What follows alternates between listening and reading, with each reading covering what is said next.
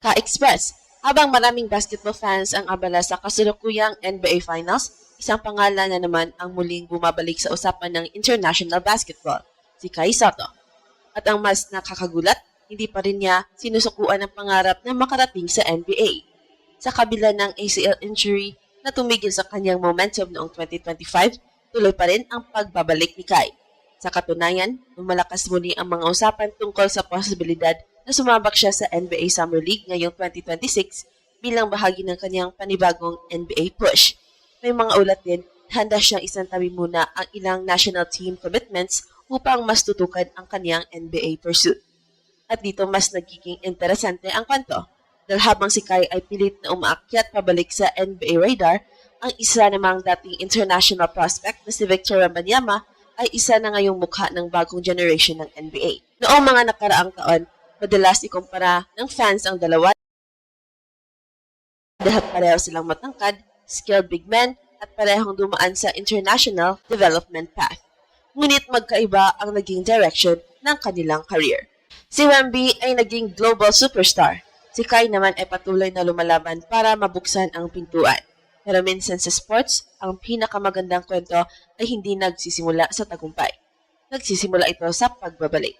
At ngayong muling nabuhay ang NBA dream ni Kai matapos ang kanyang recovery at bagong development path sa Amerika, may mga Pilipinong naniniwala na hindi pa tapos ang kanyang kwento.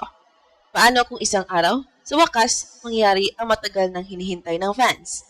Paano kung magkatapat nga sina Kai Sotto at Victor Wembanyama sa pinakamalaking liga sa mundo? Kung may isang bagay na hindi maikakailat tungkol kay Kai Sotto, iyon ay ang kanyang kakayahang bumangon kahit ilang beses siyang mapatumba. Noong teenager pa lamang siya, itinuring na siyang isa sa pinakamalaking basketball prospects na nagmula sa Pilipinas. Ang 7'3" giant mula Las Piñas ay mabilis na nakakuha ng international attention matapos dominahin ang youth tournaments at maging pangunahing mukha ng Philippine basketball future. Dito nagsimula ang mga pangarap. Pangarap ng mga Pilipino, pangarap ni Kai, at pangarap ng isang bansang matagal na naghihintay ng homegrown NBA player. Mula Ateneo, tumungo siya sa Amerika, sumubok sa NBA G League pathway, naglaro sa Australia, lumaban sa Japan, at bawat hakbang ay may kasamang napakalaking pressure. Hindi lang kasi siya simpleng player, isa siyang simbolo. Bawat laro niya, may milyong-milyong Pilipino na nakatingin. Bawat pagkakamali niya, headline. Bawat magandang laro niya, viral. Ngunit hindi naging madali ang landas. Hindi siya na-draft sa NBA. Hindi agad dumating ang opportunity. May mga critics na nagsabing tapos na ang pangarap. May mga nagsabing lumampas na ang kanyang prime opportunity. Pero habang marami ang sumusuko sa kanya, hindi sumuko si Kai sa sarili niya.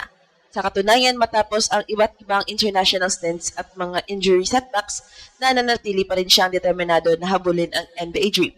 Kamakailan ay lumabas pa ang mga ulat na muli siyang naghahanda para sa Summer League opportunities bilang bahagi ng kanyang bagong NBA campaign. At dito nagsisimulang maging kakaiba ang istorya.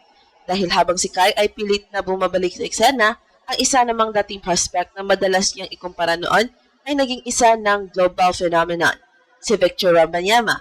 Ang player na ngayon ay tinitingala bilang isa sa pinaka-unique talent sa kasaysayan ng basketball. Ang player na halos binago ang pananaw ng NBA tungkol sa modern big men. At kapag tinitingnan ng fans ang dalawang pangalan na ito, hindi nila maiwasang isipin ang isang tanong. Paano kaya kung pareho silang nasa NBA ngayon? Paano kaya kung isang araw magkatapat sila sa parehong court? Sa ngayon, isa pa lamang itong pangarap. Pero ang nakakatakot para sa mga nagduda kay Kai, hindi pa tapos ang kanyang laban. At minsan, ang pinakamapanganib na atleta ay hindi iyong nasa tuktok, kundi iyong atleta na may pakiramdam na may kailangan pa siyang patunayan. Ang pinakamalaking pagkakaiba ni Kai Sotto at Victor Wembanyama ay hindi lamang sa talento or hype. Ang pinakamalaking pagkakaiba ay kung saan sila inilagay ng basketball world. Si Wembanyama ay pumasok sa NBA bilang isang generational prospect. Bawat galaw niya sa Europe ay sinusubaybayan ng scouts, analysts at media. Pagdating niya sa NBA, agad siyang binigyan ng franchise keys at tinuring na future face of the league.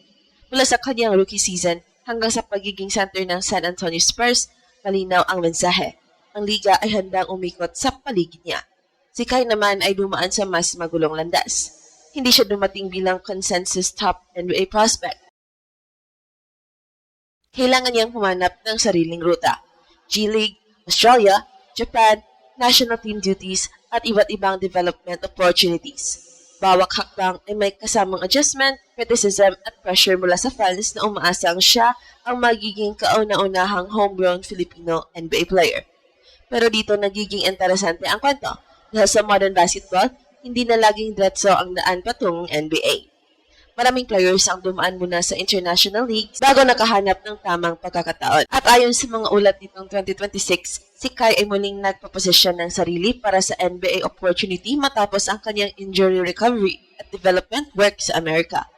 May mga indikasyon na mas nakatuon na siya ngayon sa NBA pursuit kaysa sa anumang iba pang short-term commitment.